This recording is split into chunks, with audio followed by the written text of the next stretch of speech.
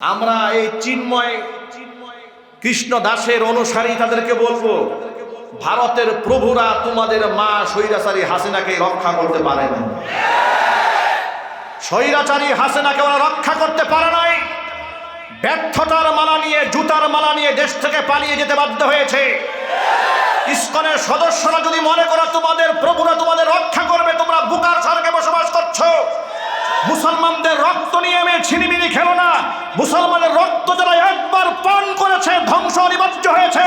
তোমাদেরকে বাংলার জমিন থেকে নিশ্চিহ্ন করে দেওয়ার জন্য মুসলমানরা প্রস্তুত হয়ে আছে। দেখতে চায়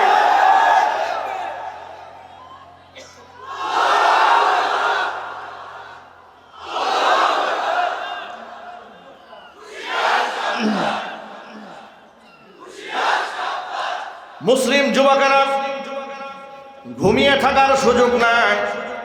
অন্তর্বর্তীকালীন সরকারকে বলবো, রাষ্ট্রদ্রোহিতার মামলার আসামি এই চিন্ময় কৃষ্ণ দাস, ঠিক কিনা বলেন?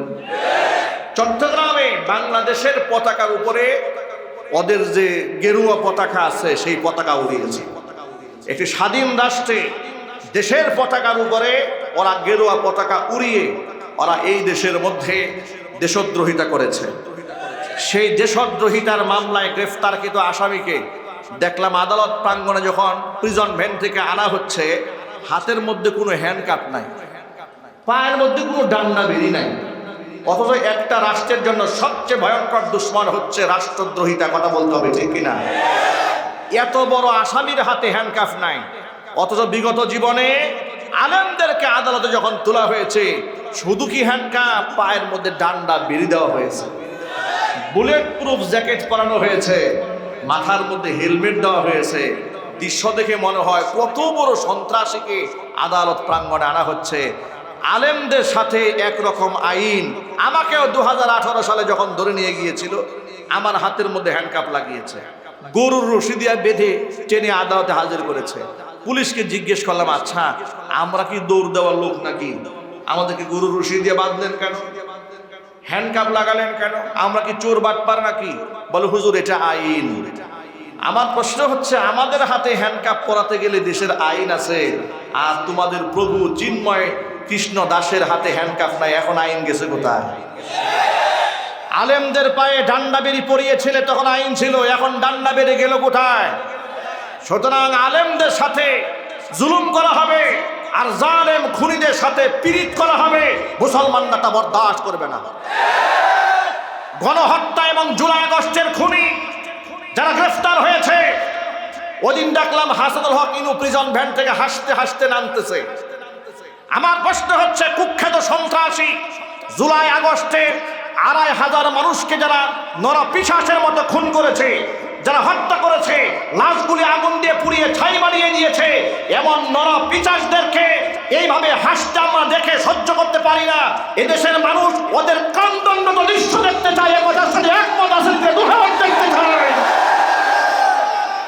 ১৫০০ বছর আগে আল্লাহ তাআলা চূড়ান্ত করে দিয়েছেন মুমিন মুসলমানের বন্ধুকে, শত্রুকে।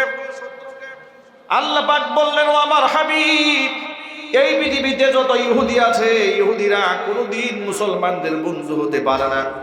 পৃথিবীতে যত মুশরিক আছে, মুশরিকরা কোনোদিন মুসলমানদের বন্ধু হতে পারে না। যার প্রমাণ বিশ্ববাসী বহুবার দেখেছে। ইহুদিরা মুসলমানদের কত শত্রু।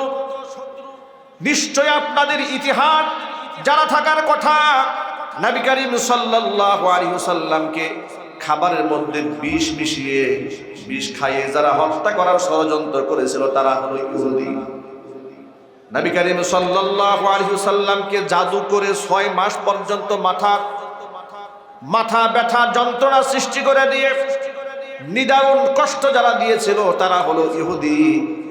নবী করিম সাল্লাল্লাহু আলাইহি ওয়াসাল্লাম পাহাড়িয়া গিরিপথ দিয়ে হেঁটে যাওয়ার সময় পাহাড়ের উপর থেকে বড় পাথরের টুকরা মাথায় চাপ দিয়ে হত্যা করতে যারা চেয়েছিল ওরা হলো ইহুদি।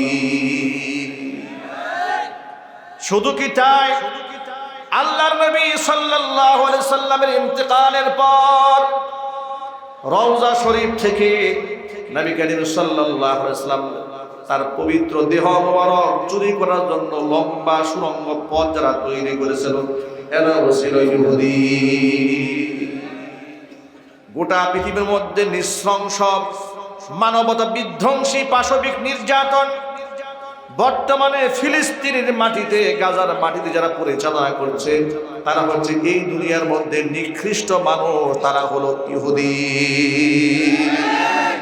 তারা কারা? যদি বলুন তারা কারা?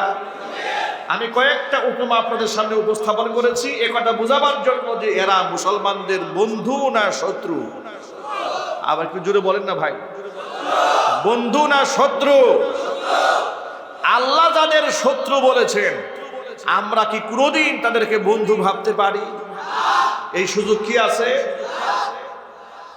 এমনকি আল্লাহ তাআলা এই কোরআনে সূরা বাকারায় স্পষ্ট ঘোষণা করেছেন, হে রাসূল, ইহুদি নাসারাদের সাথে যত উত্তম আচরণ আপনি করেন না কেন, কোনোদিন এদের মন আপনি জয় করতে পারবেন না। ওয়ালান তারদা আনকাল ইয়াহুদু ওয়ালান নাসারা হাত্তা তাত্তাবিআ মিল্লাতাহুম। ইহুদি আর নাসারা কোনোদিন আপনার প্রতি সন্তুষ্ট হবে না যতক্ষণ না পর্যন্ত আপনি নিজের ধর্ম ত্যাগ করে ওদের ধর্মের অনুসরণ না করবেন। বক্তব্যকার এবার ইহুদি পর্ব কিছুক্ষণের জন্য রাখেন। মুশরিকরা মুসলমানদের চরম শত্রু, এই কথাটা কতবার আল্লাহ তাআলা কোরআনে উল্লেখ করেছেন, বারবার বলেছেন, লা তাত্তাখিযু আদুব্বি ওয়া আদুওয়াকুম আউলিয়া। তোমরা কখনো আমার শত্রু যারা, তোমাদের শত্রু যারা বেঈমান, এদেরকে বন্ধু রূপে গ্রহণ করো না। হুকুম দিয়েছেন কে? কিন্তু আমরা এই দেশের মাটিতে কাজটা করেছি কি দেখেন, লক্ষ্য করেন। এই দেশের স্বৈরাচারীরা বলে মুসলমানদেরকে তারা শত্রু ভেবেছে, আর মুশরিক কাফের বেঈমানদেরকে তারা বন্ধু বানিয়ে নিয়েছিল। তাদের কাছে শত্রু ছিল মামুনুল হক, জুনায়েদ বাবুনগরী, আহমদ শফি। তাদের কাছে শত্রু ছিল রফিকুল ইসলাম মাদানী, আর বন্ধু ছিল নরেন্দ্র মোদী, বন্ধু ছিল শাহরিয়ার কবির, বন্ধু ছিল হাসানুল হক ইনু, বন্ধু ছিল রাশেদ খান মেনন, বন্ধু ছিল শামসুর রহমান, বন্ধু ছিল সাবেক বিচারপতি কালা মানিক। ঠিক কিনা বলো? আল্লাহ এদেরকে বলেছে এরা মুসলমানের শত্রু। এরা যে মুসলমানের শত্রু এটা তো ব্যাখ্যা করা আর কোনো দরকার আপনাদের সামনে পড়ার কথা নয়, কারণ বিগত বছরগুলোতে বন্ধুত্বের কোন কাজটা ওরা আমাদেরকে উপহার দিয়েছে। অথচ মুসলমানের সন্তানেরা বলেছে ভারতের আমাদের স্বামী স্ত্রীর সম্পর্ক, আমাদের উন্নয়ন ভারতের উন্নয়ন, ভারতের উন্নয়ন আমাদের উন্নয়ন। এই কথা বলে বলে তারা ভারতের দাসত্ব করেছে, গোলামি করেছে। ভারতের রাম বা মুশরিকদেরকে খুশি করার জন্য অসংখ্য আলেমদেরকে মিথ্যা মামলা দিয়ে 2021 সালে 2600 আলেমের নামে মামলা দিয়ে কারাগারে ঢুকিয়ে দিয়েছে। অপরাধ ছিল নরেন্দ্র মোদীকে বাংলাদেশে এনে লাল গালিচা সংবর্ধনা দেওয়া হবে, এটা আলেমরা বিরোধিতা করেছে। আলেমরা কেন বিরোধিতা করলো? এটা কোরআনে আছে, বিরোধিতা করতেই হবে। কারণ কোন মুশরিকদের সাথে, বিশেষ করে যারা ইসলামের দুশমন, এদের ব্যাপারে মুসলমানরা থাকবে বজ্র কঠিন। কোরআন বলেছে আশিদ্দাউ আলাল কুফারি রুহামাউ বাইনাহুম, মুসলমান একে অপরের জন্য জীবন দিয়ে ফেলবে। কিন্তু যে সমস্ত কুখ্যাত কাফের, গুজরাটের খসাই খনি নরেন্দ্র মোদী, যারা 500 বছরের পুরাতন ঐতিহ্যের মসজিদ বাবরি মসজিদকে ভেঙে দিয়ে রাম মন্দির নির্মাণ করেছে, তাদের সাথে মুসলমানদের কোনোদিন হৃদয়ের সম্পর্ক থাকতে পারে না। গরু খাওয়ার অপরাধে মুসলিম যুবককে পিটিয়ে হত্যা করেছে, ফ্রিজে গরুর মাংস আছে এ কথা বলে জবাই করে মুসলমানদেরকে যারা হত্যা করেছে। এমনকি এখনো পর্যন্ত আমি আপনাদের সামনে অন দ্য রেকর্ড ভিডিও দেখাতে পারবো, মুসলিমদেরকে মুখের মধ্যে দাঁড়িয়ে এরকম জোর করে টেনে ধরে জয় শ্রীরাম স্লোগান দেওয়ানো হচ্ছে। এমনকি মুসলিমদেরকে বাড়িঘরে আগুন ধরিয়ে দিয়েছে, মুসলিমদের মসজিদগুলা ভেঙে গুড়িয়ে দিয়েছে। এমন কাজ যার নেতৃত্বে হয় তাকে 90 থেকে 95 মুসলমানের দেশে সুবর্ণ জয়ন্তী অনুষ্ঠানে প্রধান অতিথি করে রাষ্ট্রীয় মেহমান করে লাল গালিচা সংবর্ধনা দেওয়া হবে। এটা পৃথিবীর নিকৃষ্ট কাফেরের কলিজা মানতে পারে, কিন্তু মুসলমানের কলিজা মানতে পারে না। আলেমরা বিরুদ্ধাচরণ করেছে। কেন বিরুদ্ধাচরণ করেছে তারও একটা ব্যাপার কোরআনে আছে।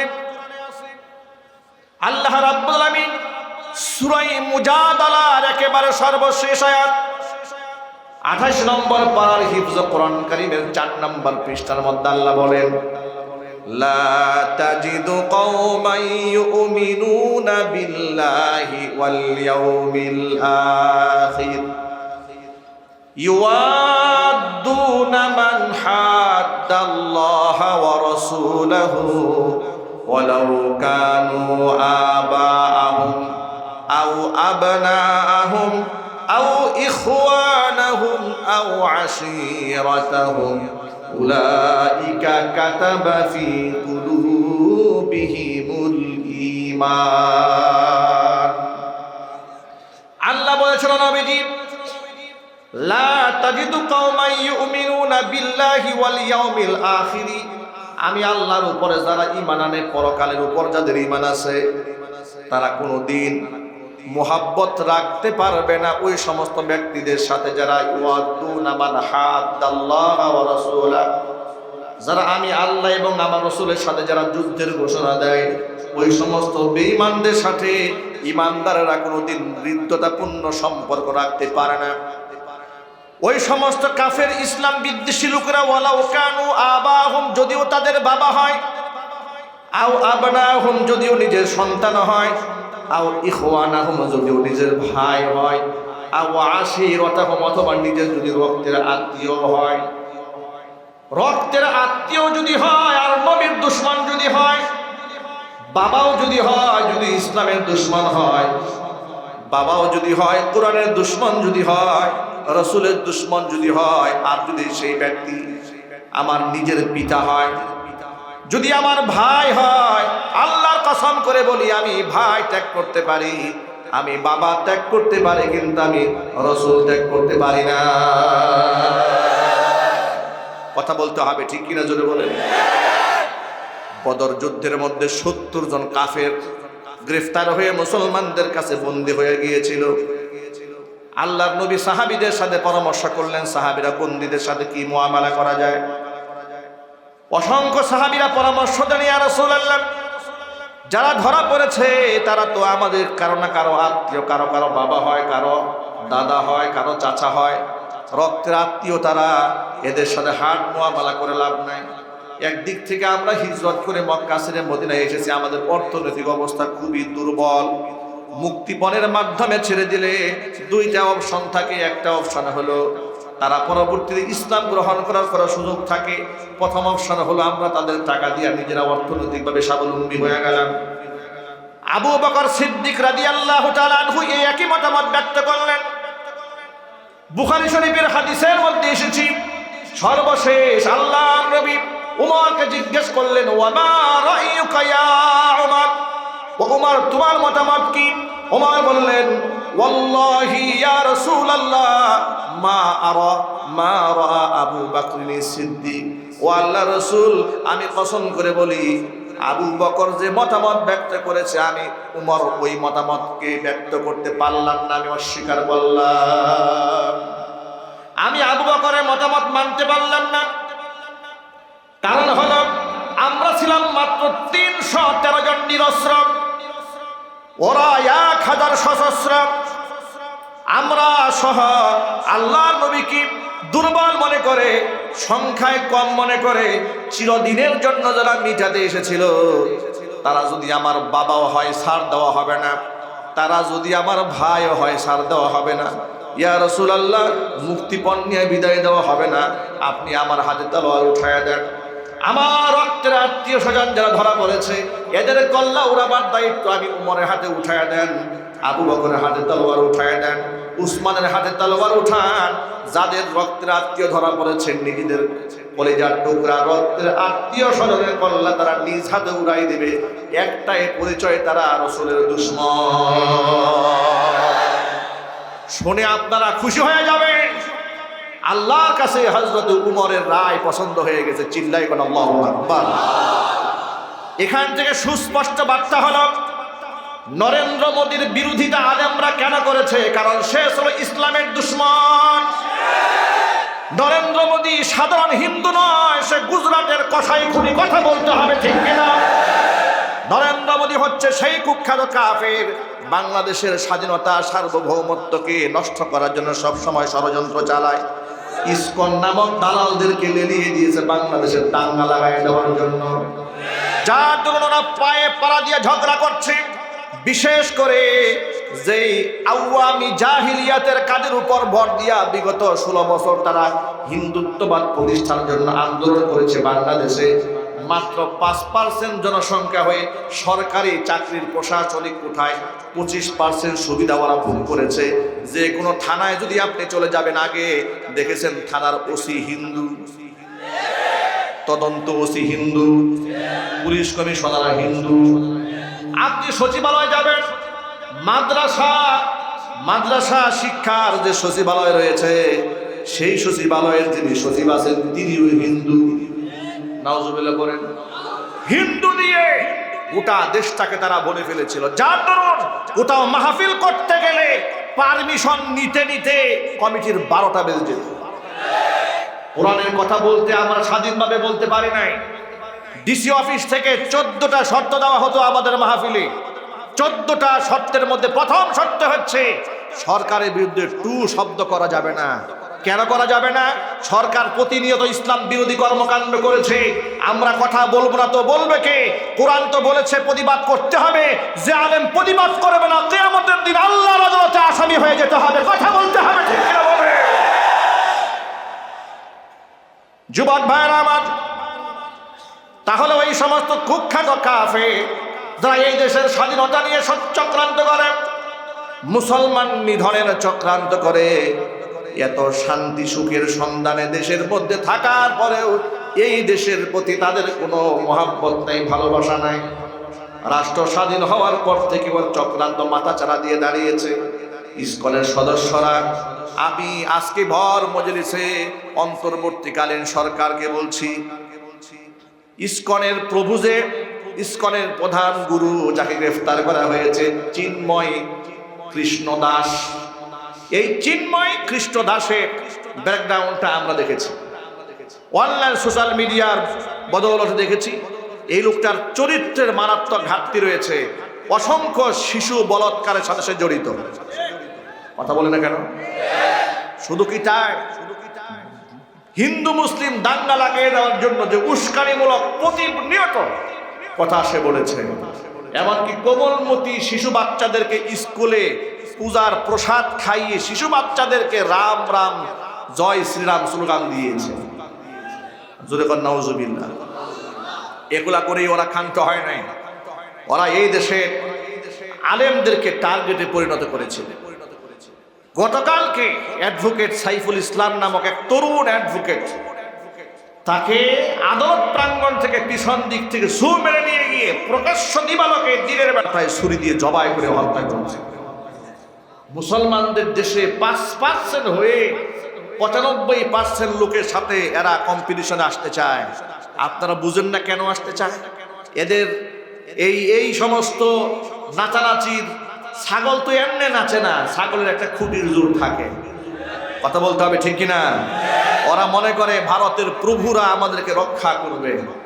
আমরা এই চিন্ময় কৃষ্ণ দাসের অনুসারী তাদেরকে বলবো, ভারতের প্রভুরা তোমাদের মা স্বৈরাচারী হাসিনাকে রক্ষা করতে পারে না। স্বৈরাচারী হাসিনাকে ওরা রক্ষা করতে পারে নাই। ব্যর্থতার মালা নিয়ে, জুতার মালা নিয়ে দেশ থেকে পালিয়ে যেতে বাধ্য হয়েছে। ইসকনের সদস্যরা যদি মনে করো তোমাদের প্রভুরা তোমাদের রক্ষা করবে, তোমরা বুকার স্বর্গে বসবাস করছো।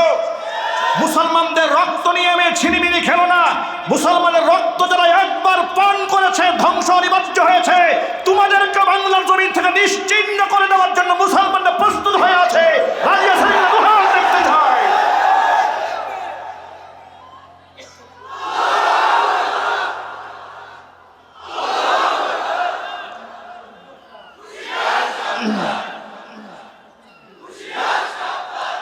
মুসলিম যুবকেরা ঘুমিয়ে থাকার সুযোগ নাই।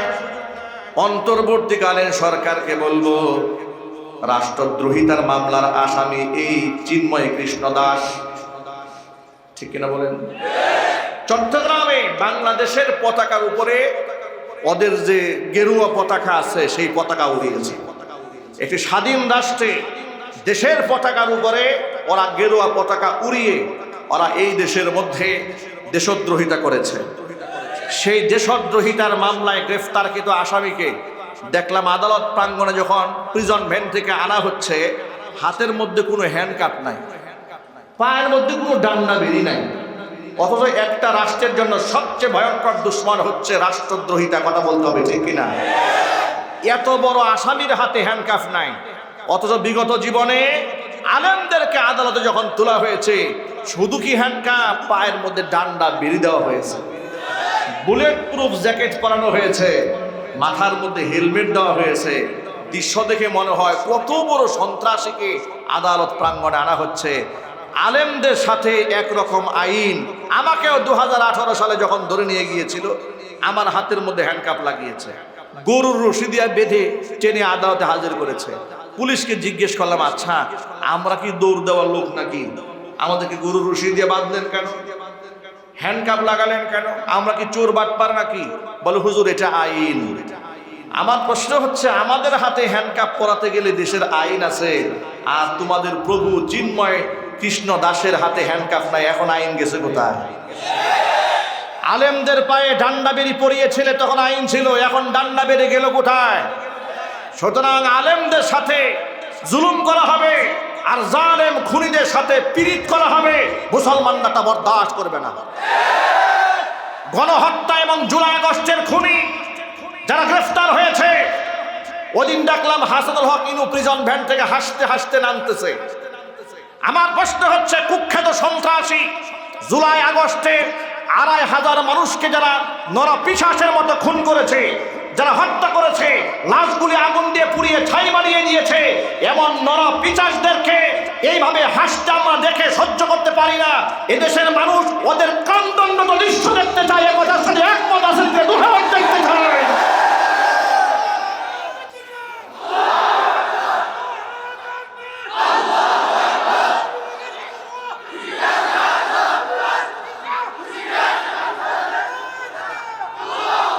মনে রাখবেন, দেশের দুশ্মন যারা, ইসলামের দুশ্মন যারা, তাদের সাথে কোনো আপোষ চলবে না, ঠিক কিনা বলেন? এ কথা কোরআনে আছে না নাই? আমি বলি নাই, আল্লাহ বলেছেন, লা তাজিদু কওমান ইউমিনুনা বিল্লাহি ওয়াল ইয়াউমিল আখির ইউআদ্দুনা মান হাদ্দাল্লাহ ওয়া রাসূলা। আমি আল্লাহ এবং আমার রাসূলের সাথে যাদের দুশ্মনী থাকে, তারা কোনোদিন এদের সাথে কোনো সুসম্পর্ক রাখতে পারে না।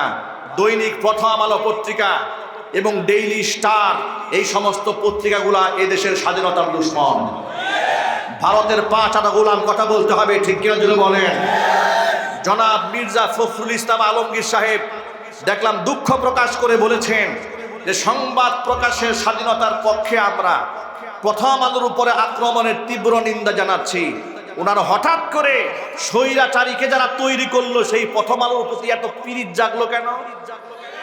কথা বলতে হবে, ঠিক কিনা জোরে বলেন?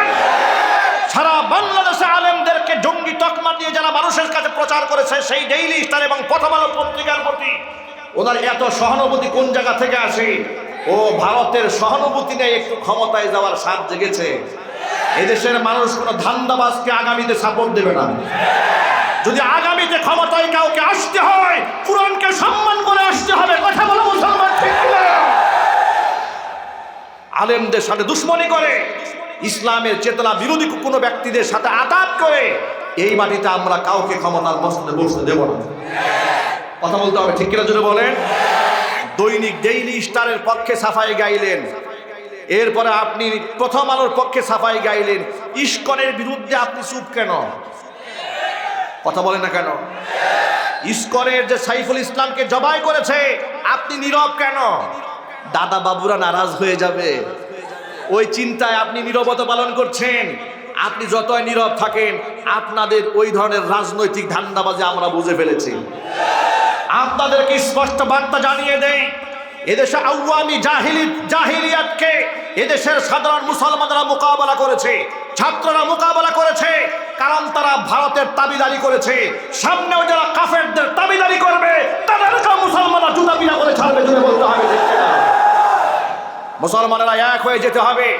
সামনের বাংলাদেশ হবে কোরআনের বাংলাদেশ। আলেম ওলামারা ইতিমধ্যে এক হয়ে যাচ্ছে। গত কয়েকদিন আগে আপনারা নিশ্চয়ই দেখেছেন, আল্লামা মাহমুদুল হক হাফিজাহুল্লাহ এবং নায়েবে আমিরুল মুজাহিদিন সহ চরমনাই পিসা হুজুররা একসাথে বসে পড়েছে। তারা আশার বাণী জাতিকে শুনিয়েছে যে আমরা ইনশাল্লাহ এক হয়ে যাচ্ছি, আপনারা প্রস্তুত হন। আচ্ছা, আমি আপনাদের জানতে চাচ্ছি, যদি আলেমরা এক হয়ে যায়, আলেমদের সাথে আপনারা থাকতে রাজি আছেন? কারা কারা রাজি আছেন? দুহাত দেখতে চাই।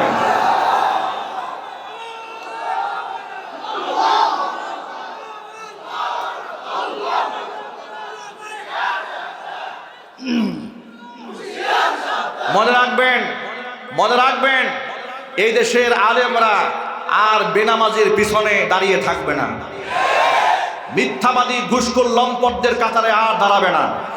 তারা এখন সৎ নেতৃত্ব চাচ্ছে, সৎ ব্যক্তিদেরকে সামনে আনতে চাচ্ছে, এমনকি এই দেশে কোরআনে কারিমের আহকামাত বাস্তবায়ন দেখতে চাচ্ছে। এই স্বপ্ন আপনারা দেখেন তো ইনশাআল্লাহ। আল্লাহ তাআলা সকলকে কবুল করেন, মঞ্জুর করেন। কথা বললে অনেকেই কষ্ট পান, নারাজ হন, যাহারে হুজুর যেগুলো না বললেও পারতো। ভাই, আমাদের কিচ্ছু করার নাই, আমাদের বলতে হবে। আপনি নারাজ হলে আমাদের কিচ্ছু যায় আসে না, আমার আল্লাহ নারাজ হয়ে গেলে আমার খবর আছে।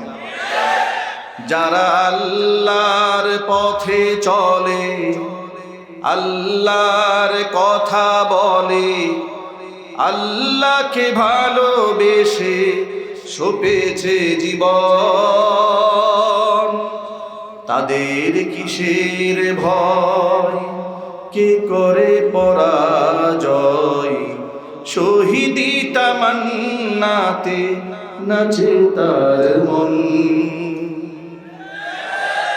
যারা আল্লাহর পথে চলে, আল্লাহর কথা বলে, আল্লাহকে ভালোবেসে সপেছে জীবন, তাদের কিসের ভয়, কে করে পরাজয়, শহীদি তামান্নাতে নাচে তার মন। হাসনা হেনার গ্রামে বলে নারী হৃদয়টার, কালিমার মিষ্ক মাখা হৃদয় রয়েছে যার। হাসনা হেনার গ্রামে বলে নারী হৃদয়টার, কালিমার মিষ্ক মাখা হৃদয় রয়েছে যার। সব পিছুটান ভুলে জিহাদের পথে চলে, সব পিছুটান ভুলে জিহাদের পথে চলে, সে তো তার ঈমান বলে। যারা আল্লাহর পথে চলে, আল্লাহর কথা বলে, আল্লাহকে ভালোবেসে সপেছে জীবন, তাদের কিসের ভয়, কে করে পরাজয়, শহীদি তামান্নাতে নাচে তার মন। যারা আল্লাহর পথে চলে, আল্লাহর কথা বলে, আল্লাহকে ভালোবেসে সপেছে জীবন, তাদের কিসের ভয়, কে করে পরাজয়, শহীদি তামান্নাতে নাচে তার মন। যুবকেরা, আল্লাহর পথে চলতে হবে, আল্লাহর কথা বলতে হবে। ভয় আছে নাকি আপনাদের? ভয়কে জয় করে ফেলতে হবে ইনশাআল্লাহ। মনে রাখবেন, এই পৃথিবীতে আপনি হয়তো ফুটবল হবেন, না হয় ফুটবল প্লেয়ার হবেন, যে কোনো একটা হতে হবে। যদি আপনি ভয় পান তাহলে আপনি লাথি খাবেন, যদি আপনি ঘুরে দাঁড়ান তাহলে লাথি আপনি দেবেন। এবার আপনি বলেন লাথি খাবেন না দেবেন? যদি বলতে হবে ইসলামের দুশমনদেরকে লাথি দিতে চান কারা কারা? হাত দেখতে চান। আল্লাহ তুমি সকলকে ইমানি শক্তি বৃদ্ধি করে দাও। চিৎকার দিয়ে এখন আল্লাহুম্মা আমিন। আল্লাহ উলামাদের ঐক্যের ভিতকে তুমি মজবুত বানায়া দাও। আল্লাহ এই সম্মেলনকে কবুল করে নাও। আল্লাহ আমাদের ইমানি শক্তিকে বৃদ্ধি করে দাও। হাত নামান। আল্লাহ তাআলা আপনাদের সামনে এতক্ষণ পর্যন্ত যে কথাগুলো বলেছি সবার আগে আমাকে, আমার ভাইদেরকে, মা বোনদেরকে সকলকে আমল করার তৌফিক দান করেন। আমিন। ওয়া আখিরু দাওয়ানা আলহামদুলিল্লাহি রাব্বিল আলামিন।